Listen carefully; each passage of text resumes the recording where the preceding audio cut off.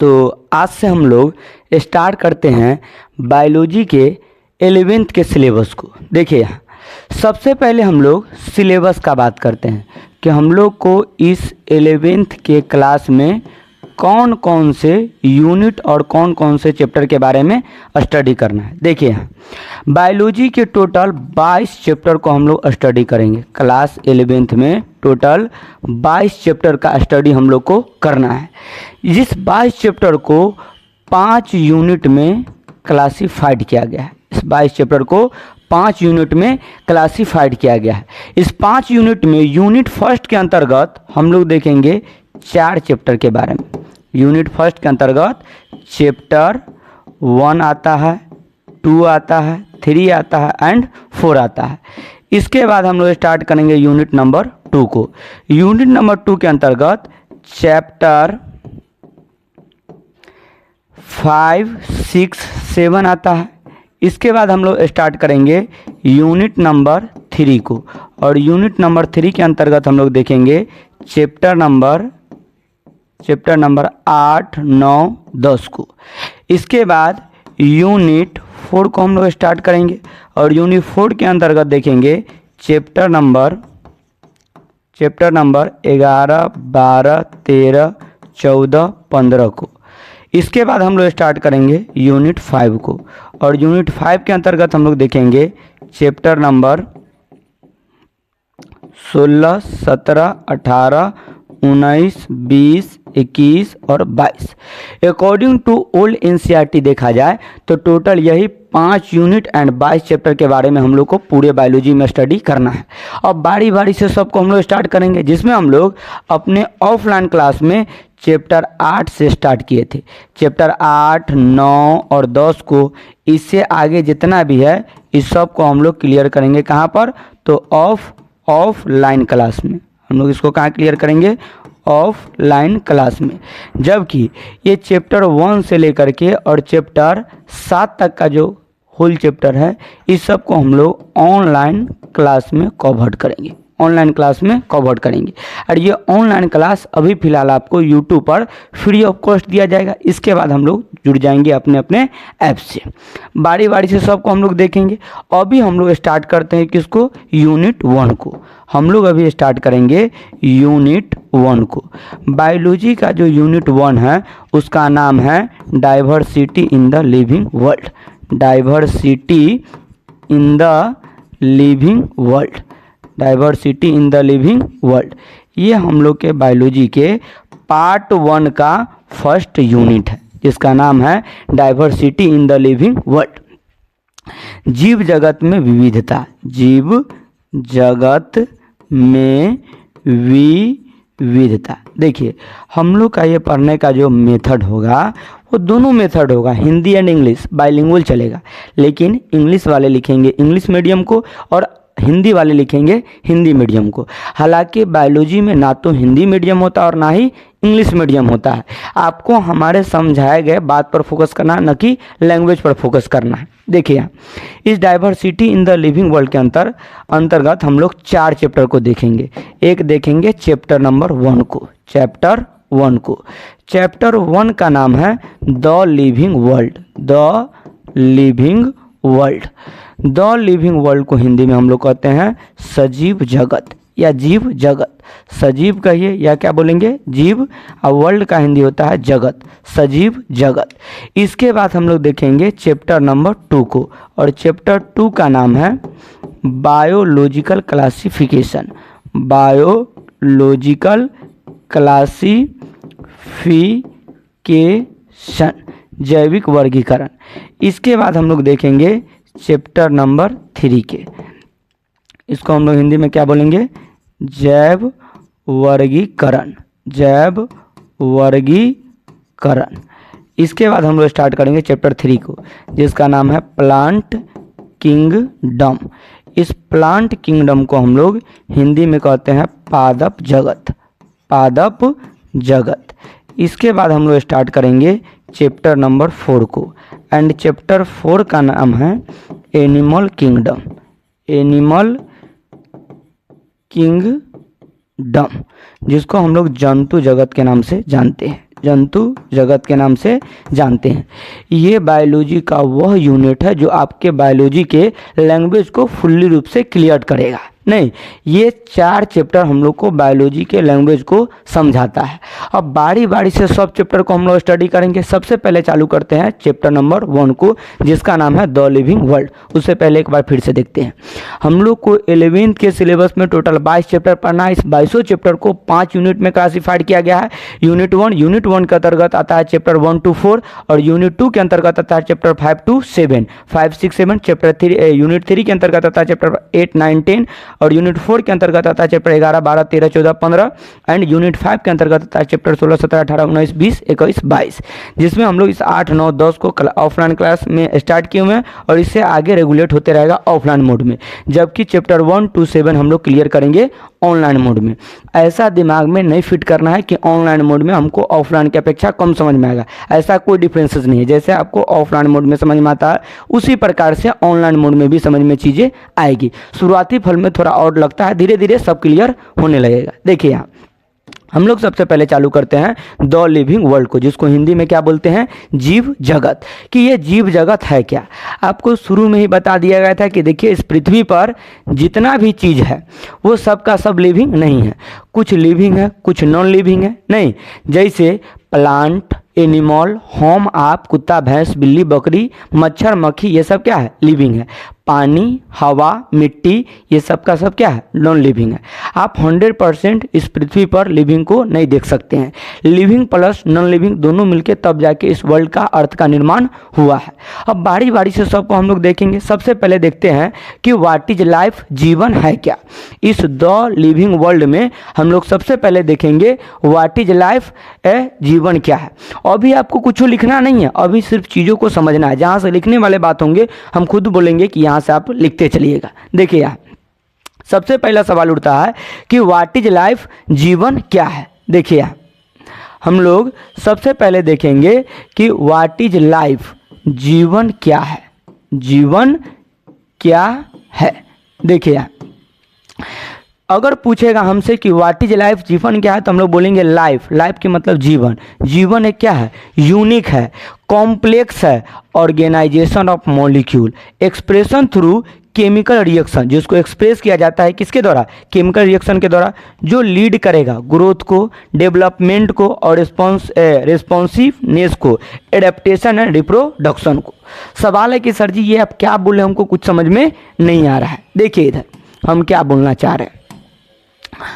अगर आपसे पूछा जाए कि ये लिविंग क्या है तो हम लोग बोलेंगे, देखिए लिविंग को समझने से पहले हम लोग समझेंगे किसको, लाइफ को, कि लाइफ क्या है। तो लाइफ यानी जीवन क्या है। लाइफ एक यूनिक है, जीवन एक अनूठा संगम है।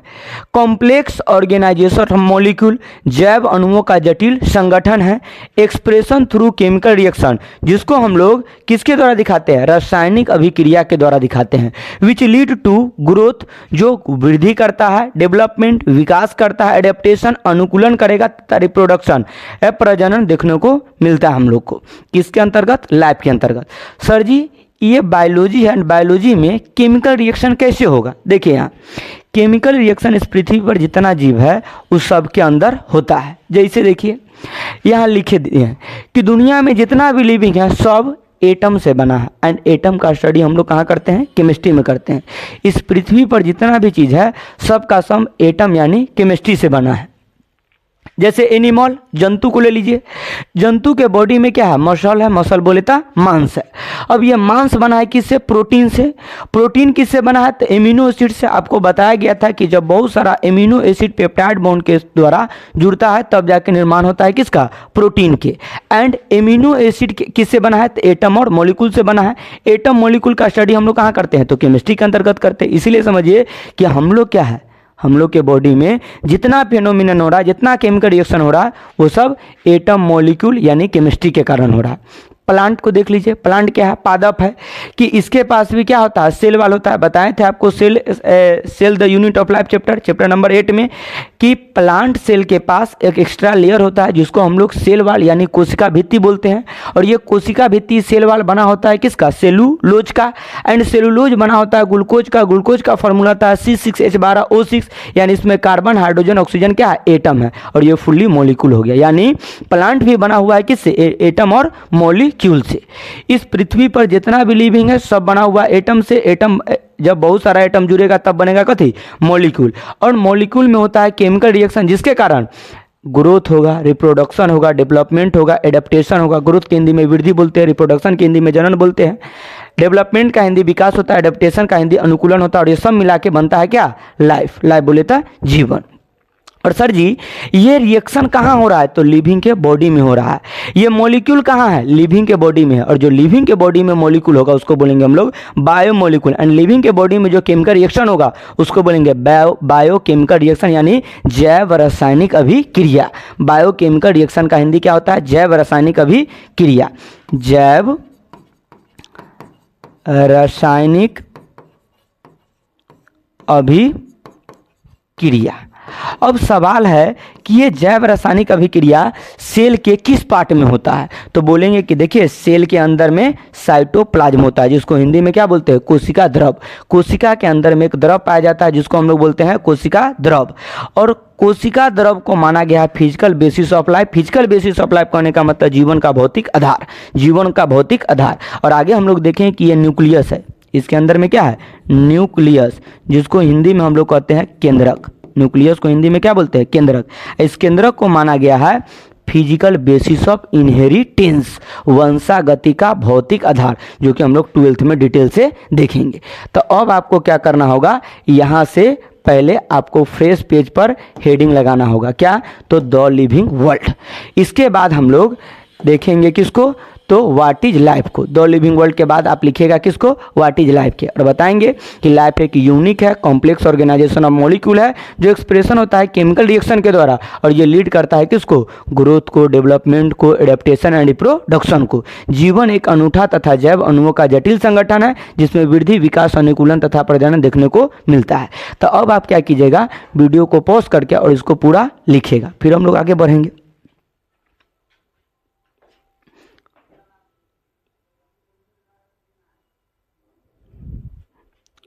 चलिए, तो आप लोग इसको लिख लिए होइएगा। अब हम लोग नेक्स्ट स्लाइड पर चलते हैं। देखिए यहाँ नेक्स्ट टॉपिक क्या है, नेक्स्ट टॉपिक है कि सर जी जब हम लोग द लिविंग वर्ल्ड पढ़ रहे हैं तो आप पहले बताइए ना कि लिविंग कहेंगे किसको, व्हाट इज लिविंग, सजीव क्या है। नहीं, अब सजीव को हम लोग समझने के लिए सबसे पहले पढ़ेंगे किसको, देखिए यहाँ व्हाट इज लिविंग। लिविंग क्या है, तो लिविंग को समझने के लिए हम लोग देखेंगे किसको, तो प्रॉपर्टीज ऑफ लिविंग को। प्रॉपर्टीज ऑफ लिविंग को, प्रॉपर्टीज बोलिए या इसी को बोलेंगे फीचर्स ऑफ लिविंग। प्रॉपर्टीज बोलिए या इसी को बोलेंगे फीचर्स ऑफ लिविंग।